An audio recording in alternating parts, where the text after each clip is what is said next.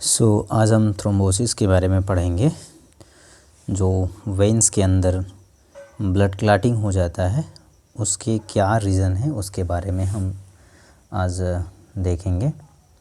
तो यहाँ पर ब्लड वेन के अंदर क्लॉटिंग होने के ढेर सारे कारण हैं, जिसमें से फर्स्ट है इंजरी टू ब्लड वेजल्स। यदि ब्लड वेजल्स में किसी भी प्रकार से आघात हो जाता है, ऑब्स्ट्रक्शन हो जाता है या इन्फेक्शन अगर हो जाता है तो जो एंडोथेलियल लाइनिंग है वो डैमेज हो जाता है, और डैमेज होने की वजह से वहाँ पर थ्रोम्बोसिस स्टार्ट हो जाता है, ब्लड क्लॉटिंग स्टार्ट हो जाता है। So injury to blood vessels first है। सेकंड जो रीज़न है वो है एंडोथेलियल लाइनिंग का रफंड हो जाना, खुरदुरा हो जाना। और ये मोस्टली इन्फेक्शन के केस में होता है। जब इन्फेक्शन होता है इंट्रावेनसली तो वहाँ पर डैमेज हो जाता है वेंस, और वेंस डैमेज होने की वजह से या फिर आर्टेरियोस्क्लेरोसिस जो लेयर एक कोलेस्ट्रॉल का जो लेयर बन जाता है वेन के अंदर, जिसको आर्टेरियोस्क्लेरोसिस बोलते हैं, उसके वजह से भी होता है। और इन्फेक्शन या किसी प्रकार से डैमेज होना या आर्टेरियोस्क्लेरोसिस होना, इस केस में क्लॉटिंग स्टार्ट होता है। तीसरा कारण है स्लजीनेस ऑफ ब्लड फ्लो। अगर जो ब्लड फ्लो है उसमें किसी भी प्रकार से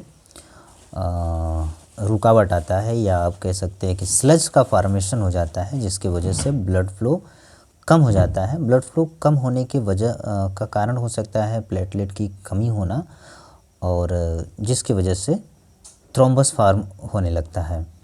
तो ऐसे केस में कार्डियक एक्शन, जो कार्डियक एक्टिविटी है उसमें भी कमी आ जाती है, और जिसकी वजह से हाइपोटेंशन हो जाता है, बीपी कम होना, और मेटाबॉलिक रेट जो है उसका कम होना, ये सब देखने को मिलता है। और फाइनली ये ब्लड क्लॉटिंग को जनरेट करता है।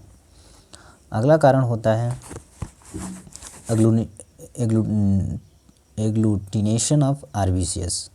जो आरबीसी है उसका सघनता, या आप कह सकते हैं कि उसकी क्लॉटिंग, जब उसमें क्लॉटिंग हो जाता है, वे जब जुड़ जाते हैं आपस में, एग्लूट कर जाते हैं, आपस में चिपक जाते हैं, जिसकी वजह से वहाँ पर थ्रोम्बस फॉर्मेशन होने लगता है। और थ्रोम्बस फॉर्मेशन का कारण जो है यहाँ पर वो फॉरेन एंटीजन या टॉक्सिक सब्सटेंस हो सकता है। जो फॉरेन बॉडी आ रहा है और जो किसी प्रकार का टॉक्सिक सब्सटेंसेस आ गया है, उसकी वजह से जो आरबीसी है वो आपस में चिपक जाते हैं, जो आगे चल कर के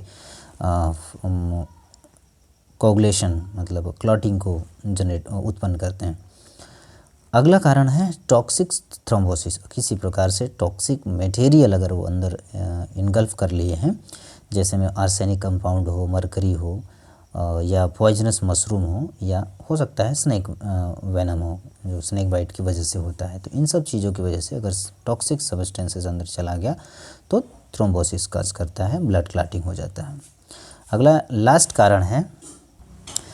जो लास्ट कारण है वो है प्रोटीन सी, जो कि सर्कुलेटिंग एंटीकोगुलेंट होता है, ब्लड स्ट्रीम में सर्कुलेट करता है, और ये एक्टिवेट करने का काम करता है फैक्टर 5 और फैक्टर 8 को। जब इसकी कमी हो जाती है तो फैक्टर 5 और फैक्टर 8 को ये एक्टिवेट नहीं कर पाता है, जिसकी वजह से क्लॉटिंग नहीं हो पाती है। और विशेष करके अगर ये कॉन्जेनाइटल इन्फेंसी में होता है, अगर शिशुपन में हो गया, बच्चे छोटा है, उस समय अगर प्रोटीन सी की कमी हो जाती है तो बच्चे का थ्रोम्बोसिस की वजह से डेथ हो जाता है। तो इस प्रकार से थ्रोम्बोसिस के जो यहाँ पर 6 कारण बताए गए हैं। फर्स्ट मैं रिपीट करना चाहूँगा। First, injury to blood vessels के आघात लगने से।